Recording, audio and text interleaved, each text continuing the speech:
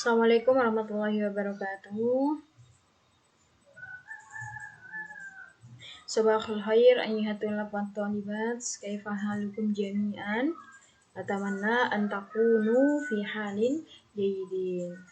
Tayyib fi hadhihi fursa asamina nastamiru tahtal maudu landasan pengembangan kurikulum. Jadi ketika kemarin kita sudah mempelajari peran dan fungsi dari kurikulum, hari ini kita akan membahas landasannya, yaitu landasan dalam mengembangkan sebuah kurikulum, yaitu khususnya kurikulum bahasa Arab. Baik ya, di sini ada beberapa landasan, yaitu landasan pengembangan kurikulum bahasa Arab. Yang pertama adalah landasan filosofis, kemudian landasan psikologis, landasan sosiologis, landasan teknologis, dan landasan yuridis. Nah, sebenarnya seberapa penting landasan-landasan ini dalam proses pengembangan kurikulum? Sangat penting. Karena ini sebagai acuan ya ketika seorang pengembang akan mengembangkan kurikulum.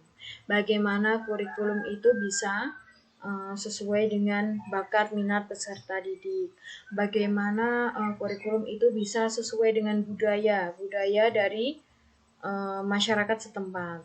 Kemudian bagaimana agar sebuah kurikulum ini tidak usang atau bisa dinamis menyesuaikan dengan perkembangan zaman, sesuai dengan perkembangan teknologi, terutama di era 4.0. Kemudian landasan yuridis, jadi landasan hukumnya itu seperti apa, atau termaktub dalam pasal berapa ini pengembangan kurikulum. Baik, yang pertama landasan filosofis atau landasan filsafat. Nah, filsafat itu apa? Filsafat ya merupakan induk dari segala ilmu. Ada di filsafat atau berpikir, yaitu pandangan hidup suatu masyarakat. Jadi yang pertama dalam landasan filosofis ini yaitu menentukan arah dan tujuan pendidikan. Nah, tujuan pendidikan ini mau dibawa kemana arahnya? Itu ya. Kemudian menentukan isi dan materi sesuai dengan tujuan yang hendak dicapai. Misalnya dalam pembelajaran bahasa Arab. Tujuan yang hendak dicapai agar peserta didik dapat menguasai keterampilan berbahasa atau maharatul lughah dari istima, kalam, qiraah, dan kitabah. Misalnya dalam materi isi dan materinya ini ya, kalam misalnya sesuai tujuan yang hendak dicapai, yaitu peserta didik bisa ngomong atau bisa berbicara menggunakan bahasa Arab meskipun qalilan wa qalilan atau sedikit ya, sederhana saja. Ini nanti isi dan materi disesuaikan dengan tujuan yang hendak dicapai. Kemudian strategi penyampaian tujuan. Strateginya itu seperti apa untuk mencapai maharo kalam tersebut. Kemudian menjadi tolak ukur keberhasilan kegiatan pembelajaran. Nah, nanti juga ada landasan filosofis ini ya, bersifat evaluatif sebagai tolak ukur keberhasilan kegiatan pembelajaran. Kemudian yang kedua, landasan psikologis, yaitu dalam kegiatan belajar ya yang ingin dicapai, yaitu kurikulum itu harus mampu menjembatani setiap keunikan dari bakat, minat, dan potensi yang dimiliki oleh peserta didik sesuai dengan tahapan perkembangannya.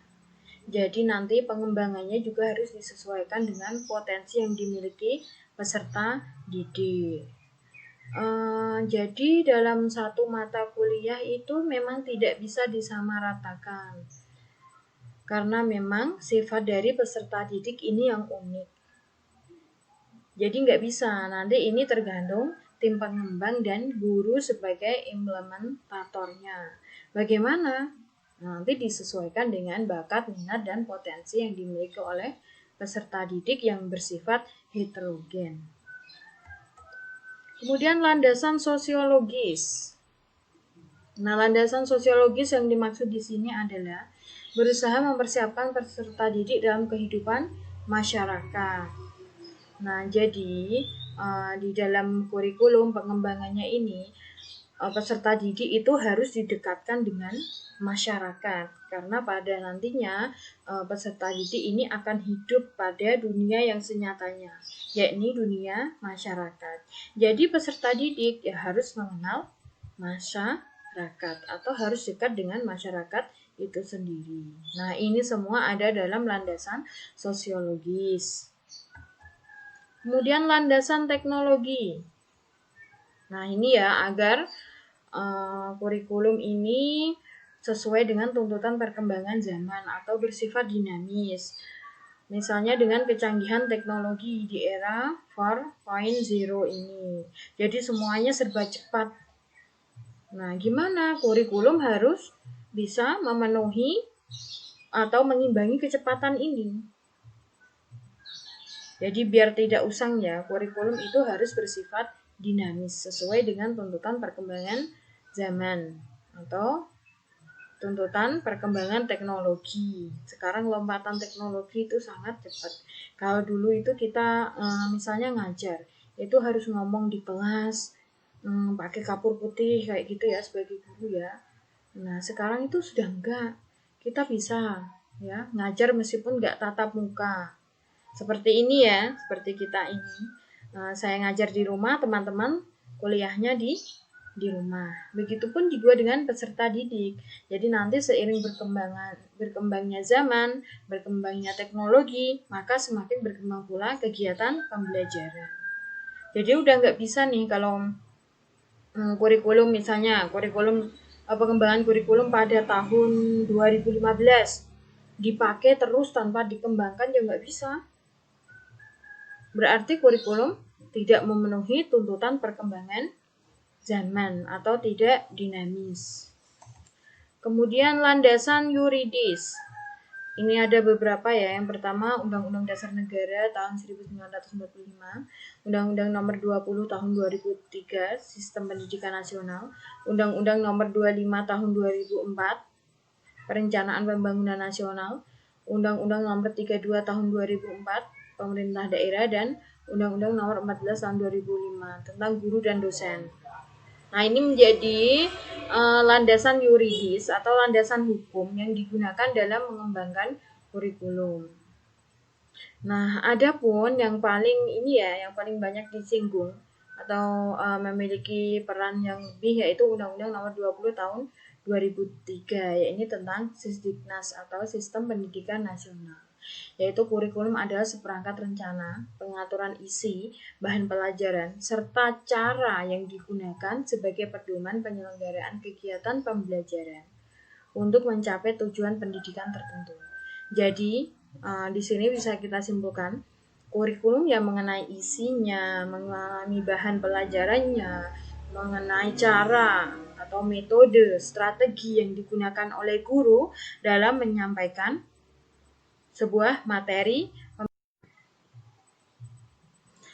Jadi kesimpulan dalam materi kita hari ini, yakni proses pengembangan kurikulum harus dilandasi dengan berbagai landasan, yaitu filosofis, psikologis, sosiologis, teknologi, dan yuridis. Nah, semua ini saling berkesinambungan dalam pengembangan kurikulum.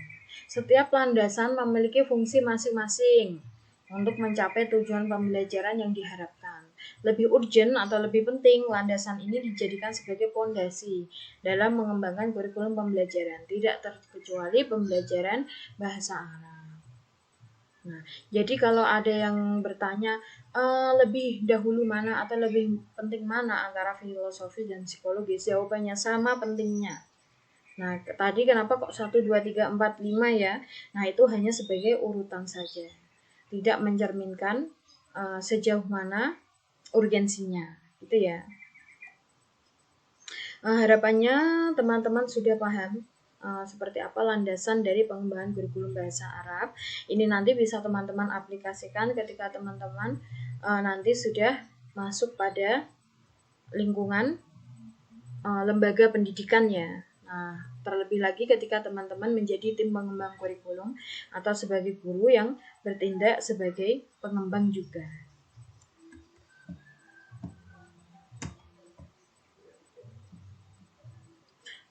Sekian dari saya, kurang dan lebihnya mohon maaf. Syukran ala ihtimamikum. Assalamualaikum warahmatullahi wabarakatuh.